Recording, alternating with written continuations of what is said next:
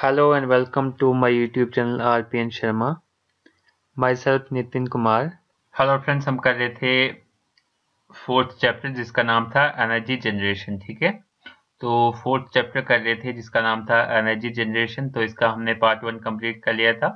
आज हम करेंगे इसका पार्ट 2। पार्ट 2 में हम देखेंगे topic how much electricity can a hydro electric plant make. ठीक है, तो हमारे पास अगर एक हाइड्रो इलेक्ट्रिक पावर प्लांट है तो वो कितनी एनर्जी जनरेट कर सकता है। ठीक है, तो हम देख लेते हैं हाउ मच इलेक्ट्रिसिटी, कितनी इलेक्ट्रिसिटी वो जनरेट करता है। तो हम देख लेते हैं the amount of electricity A hydroelectric power plant produces depends on two factors. दो फैक्टर्स पर डिपेंड करता है कि कितनी एनर्जी वहां से जनरेट होने वाली है हमारे पास हाइड्रोइलेक्ट्रिक पावर प्लांट से। ठीक है, तो फर्स्ट फैक्टर है हमारे पास how far the water falls. ठीक है, कितनी दूरी से पानी हमारे पास फॉल करेगा टरबाइन पे। और दूसरा पॉइंट है अमाउंट ऑफ वाटरफॉल, कितना पानी उस पर फॉल करेगा टरबाइन पे, उस पर डिपेंड करेगा। तो दो मेन फैक्टर है वो हम देख लेते हैं, इनको हम डिफाइन कर लेते हैं। फर्स्ट है how far the waterfalls. The farthest the waterfalls the more power it has. ठीक है, जितने दूरी से पानी उस पे पड़ेगा टरबाइन पे।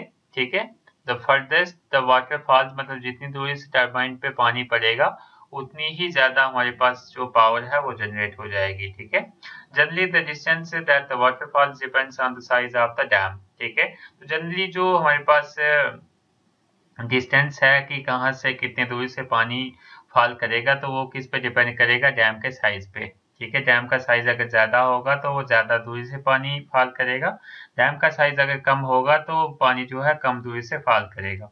The higher the dam the furthest the water falls and more power it has. ठीक है, तो अगर हम बात करें कि अगर हमारे पास डैम जो है हायर है, मतलब डैम की हाइट ज्यादा है, तो इसका मतलब हो गया कि पानी भी ज्यादा दूर से फॉल करेगा। पानी ज्यादा दूर से फॉल किया तो इसका मतलब हो गया कि हमारे पास जो पावर है वो ज्यादा जनरेट होगी। ठीक है, scientist would say that the power of falling water is directly proportional to the distance it falls. ठीक है, तो साइंटिस्ट ऐसा कहते हैं कि जो हमारे पास पावर है फॉलिंग वाटर की वो डायरेक्टली प्रोपोर्शनल है। जो पावर है हमारे पास फॉलिंग वाटर की वो डायरेक्टली प्रोपोर्शनल है। डायरेक्टली प्रोपोर्शनल का मतलब हो गया, डायरेक्टली प्रोपोर्शनल किसके है पहले हम देखते हैं। Directly proportional to the distance it falls. ठीक है, तो मतलब जो पानी है जितने ज्यादा दूर से फॉल करेगा उतनी ही ज्यादा पावर होगी। डायरेक्टली प्रोपोर्शनल का मतलब ये हो गया कि जितना डिस्टेंस ज्यादा होगा उतनी पावर ज्यादा होगी। ठीक है, इन अदर वर्ड्स अगर हम बात करें water falling twice as far the twice as much energy. तो जैसे कि हमने बोला कि अगर वाटर जो फॉल कर रहा है वो ट्वाइस है तो जो पावर जनरेट होगी वो भी ट्वाइस होगी। ठीक है, आई होप आपको समझ में आ रहा होगा लेक्चर। देन सेकंड पॉइंट हमारे पास फैक्टर है अमाउंट ऑफ वाटर फॉलिंग, कितना अमाउंट में पानी बह रहा है। ठीक है, उस टरबाइन पे अगर कम बह रहा है तो क्या होगा, एनर्जी ज्यादा जनरेट नहीं होगी, कम जनरेट होगी। अगर ज्यादा बह रहा है तो ज्यादा जनरेट होगी। तो हम देख लेते हैं more water falling through the turbine will produce more power, मतलब मोर वाटर फॉल, अगर जितना ज्यादा पानी फॉल कर रहा होगा टरबाइन पे तो उतनी ज्यादा हमारे पास पावर क्या होगी, जनरेट होगी। The amount of water available depends on the amount of water flowing down the river. Biggest rivers have more flowing water and can produce more energy. जैसे कि हमारे पास biggest river होते हैं तो उसमें ज्यादा पानी होता है। ठीक है, more flowing water होता है, more flowing water होगा तो इसका मतलब हो गया कि हमारे पास एनर्जी भी जनरेट ज्यादा होगी। Power is also directly proportional to the river flow, जो पावर है वो आल्सो डायरेक्टली प्रोपोर्शनल है किसके, रिवर फ्लो के डायरेक्टली प्रोपोर्शनल। मतलब रिवर फ्लो ज्यादा होगा तो पावर भी ज्यादा होगी, रिवर फ्लो कम होगा तो पावर भी कम होगी। ठीक है, a river with twice the amount of flowing water as another river can produce twice as much energy। ठीक है, ये भी हमारे पास सेम ऊपर वाले पॉइंट के जैसा ही है। आई होप ये दोनों पॉइंट्स आपको समझ में आ गए होंगे। अगर आपको कोई भी डाउट हो तो आप कमेंट सेक्शन में पूछ सकते हैं। तो हम नेक्स्ट टॉपिक करने वाले हैं जिसका नाम है सोलर पावर। ठीक है, तो सोलर पावर के बारे में हम देखने वाले हैं, ये बहुत ही इंपॉर्टेंट टॉपिक है।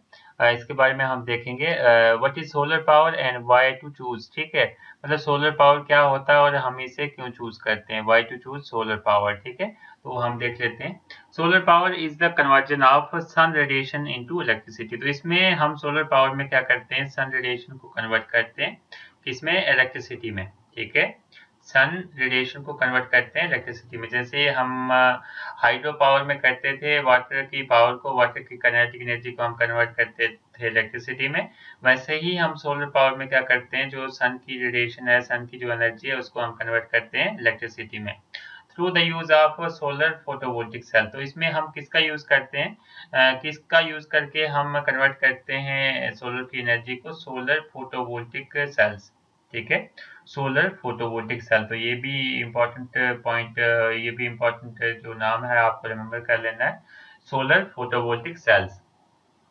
This conversion takes place in the solar cells by photovoltaic effect. तो ये जो काम होता है सोलर सेल्स पे होता है। ठीक है, तो सोलर सेल्स में आपको इसकी सोलर सेल की प्लेट्स दिखाऊंगा, तो आपको समझ में आ जाएगा कि कैसे हमारे पास सोलर सेल्स होते हैं। Solar cells by the photovoltaic effect, photovoltaic effect से ये काम होता है क्योंकि हम फोटोवोल्टिक सेल्स यूज करते हैं। As said by many experts that the amount of solar energy reaching the earth is more than 10,000 times the current energy consumption by the man. ठीक है, तो जो हमारे पास है सोलर एनर्जी रीच करती है अर्थ पे, तो वो बहुत ही ज़्यादा होती है, मतलब 1000 गुना ज़्यादा होती है, जितनी हम कंज्यूम करते हैं उससे 1000 गुना ज़्यादा हमारे पास एनर्जी आती है सोलर की। ठीक है, also the power created by solar is sufficient for 1 year for the entire planet if we could convert the 100% of solar energy into electricity in 1 hour. ठीक है, तो अगर हम बात करें जैसे कि हमारे पास जितनी एनर्जी सोलर से आती है, ठीक है, जितनी एनर्जी हमारे पास सोलर से आती है, अगर हम उसको पूरी एनर्जी को हम स्टोर करें, पूरी एनर्जी को अगर हम स्टोर करें, तो वो 1 साल के लिए सफिशेंट हो जाएगी हमारे पास, पूरे एंटायर प्लेनेट के लिए 1 साल के लिए सफिशेंट हो जाएगी जितनी एनर्जी सोलर से हमारे पास आती है।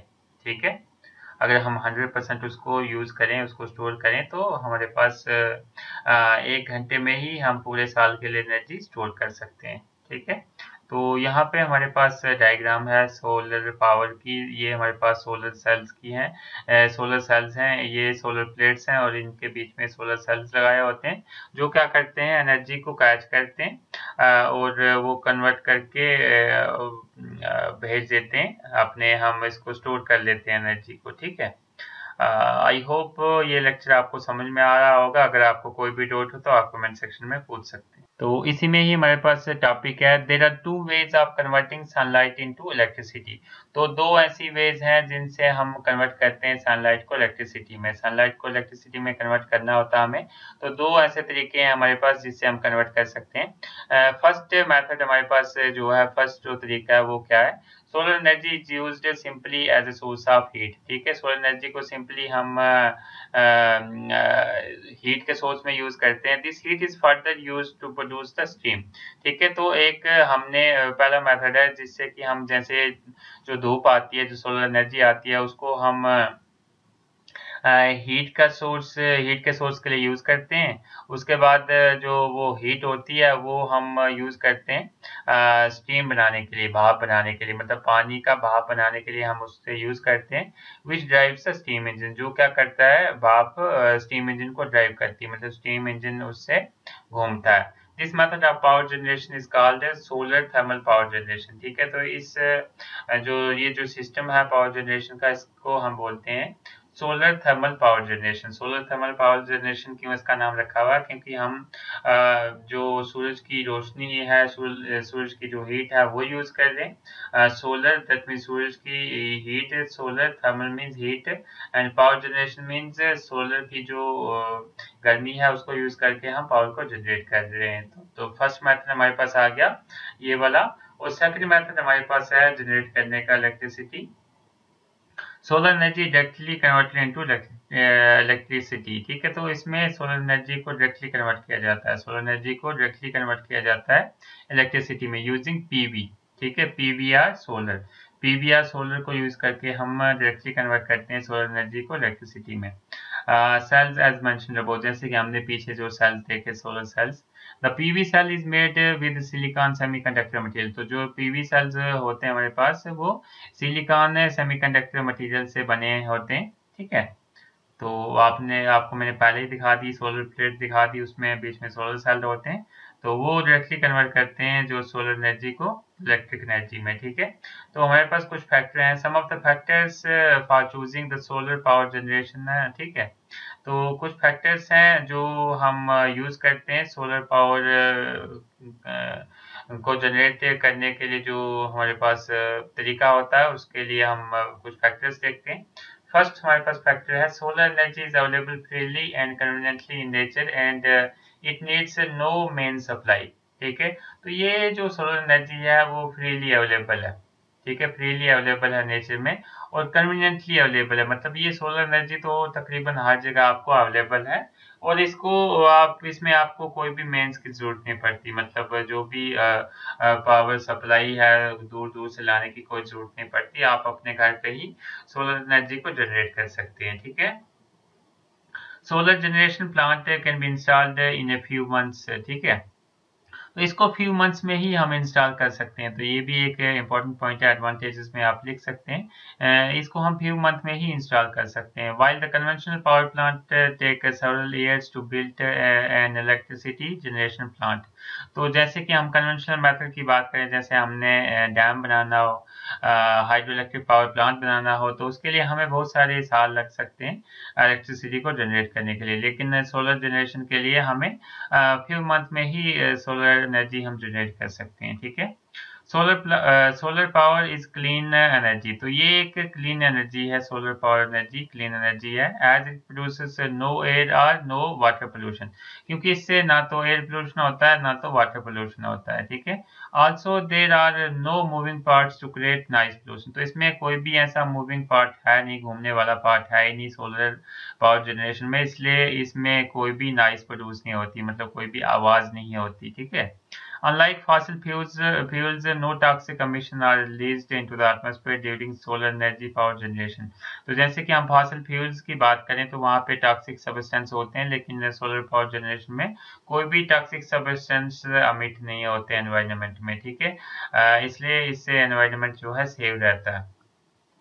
Solar power has less running cost, जो रनिंग कास्ट इसकी रहती है सोलर पावर की वो लेस रहती है, कम रहती है, ठीक है।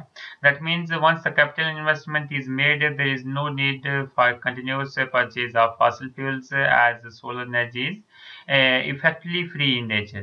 तो हम बात करें इसकी कास्ट कैसे, रनिंग कास्ट कैसे हमारे पास कम रहती है, क्योंकि हमारे पास जो सोलर एनर्जी है वो फ्री ऑफ कास्ट हमें मिल जाती है नेचर से, इसलिए जो सोलर एनर्जी हमारे पास हमें मिलती है वो उसकी जो कास्ट होती है वो बहुत कम होती है, ठीक है, रनिंग कास्ट, ठीक है। एक बार हमने उसको इंस्टॉल कर लिया सोलर पावर प्लांट को, तो हमारे पास जो रनिंग कास्ट होगी उसकी वो बहुत हमें कम आएगी, ठीक है। आई होप ये लेक्चर आपको समझ में आया होगा, अगर आपका कोई भी डाउट हो तो आप कमेंट सेक्शन में पूछ सकते हैं। If you like the videos then like, comment, share and subscribe my YouTube channel.